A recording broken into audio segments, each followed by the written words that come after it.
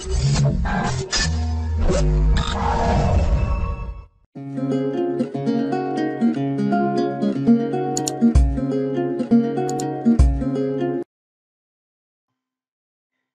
alaikum wa rahmatullahi ta'ala wa barakatuh. Les élèves de deuxième année bac sciences maths, je vous rends ici l'essentiel à retenir du cours suivi temporel de transformation chimique. Donc, premièrement, l'introduction. Bon, une étude qui permet de suivre temporellement une transformation chimique s'appelle la cinétique chimique. Donc, suivre temporellement une transformation chimique lente, c'est-à-dire déterminer et tracer la variation de l'avancement en fonction du temps, c'est-à-dire tracer X en fonction du temps. Et ça se fait par l'une des méthodes suivantes, méthode chimique basée sur le dosage direct et méthode physique en effectuant conductométrie, pH-métrie, en mesurant la pression ou le volume d'un gaz formé pour déterminer X en fonction du temps.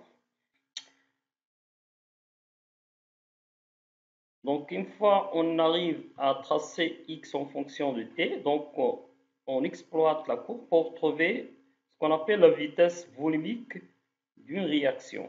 Donc, premièrement, définition.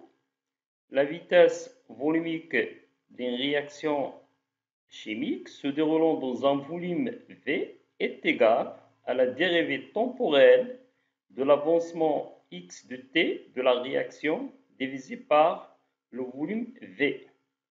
Bon, c'est-à-dire V à l'instant T est égal à 1 sur V, le volume réactionnel s'exprime souvent en lettres, dx sur dt. Bon, d sur dt, c'est la dérivée de x par rapport au temps. Deuxièmement, détermination de V de t. Donc voilà, on a ici la courbe x en fonction de t. Donc pour déterminer la vitesse volumique à un instant donné t, par exemple ici on va choisir t est égal à 4 minutes. Et on trace la tangente de la courbe à cet instant choisi. Puis, on calcule la valeur du rapport dx sur dt qui représente le coefficient directeur de cette tangente et on le divise par le volume V. Rappelons que la tangente ici est une droite affine qui a pour expression x est égal à at plus b, tel que a sa coefficient directeur, donc a est égal à dx sur dt. Pour calculer le coefficient directeur, graphiquement, donc on choisit deux points en déterminant, par exemple, deux points A, B, et en déterminant les coordonnées de ces deux points.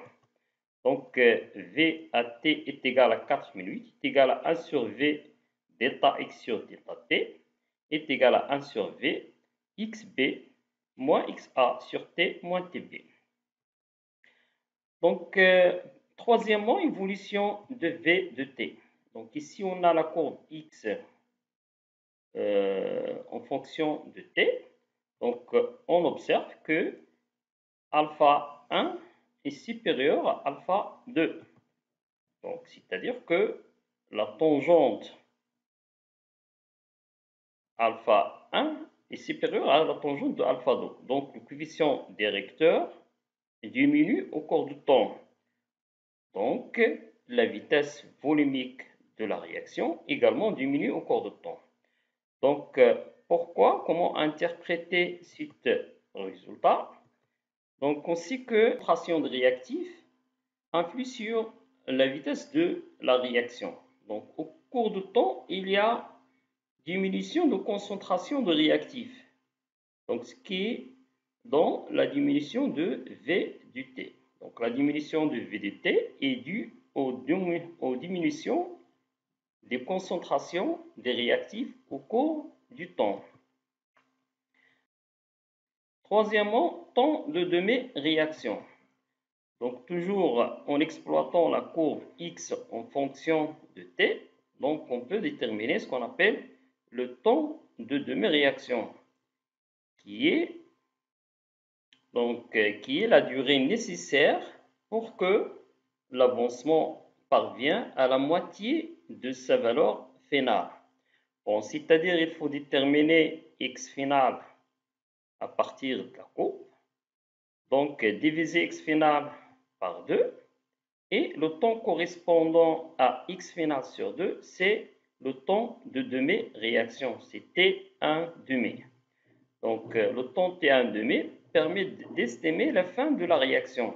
Voilà. Le temps final d'une réaction est à peu près 6 à 10 fois T1. Grand 4, interprétation microscopique. Donc, soit une réaction A2 plus B2 qui donne 2AP. Bon, cette réaction, pour que la réaction aura lieu, il faut qu'il y ait des chocs entre les molécules A2 et B2. Bon, ces chocs efficaces, bien sûr, permettent de casser les liaisons entre les molécules réactives et former des nouveaux molécules, c'est-à-dire former des produits. Donc, les multiples chocs efficaces entre ces entités sont à l'origine de leur transformation en molécules A, B. Et plus le nombre de ces entités est grande, c'est-à-dire la concentration des réactifs est grande, ou la température est élevée, voilà les deux facteurs qui influent sur la vitesse de la réaction, plus la fréquence des chocs efficaces est grande, et plus la transformation est rapide.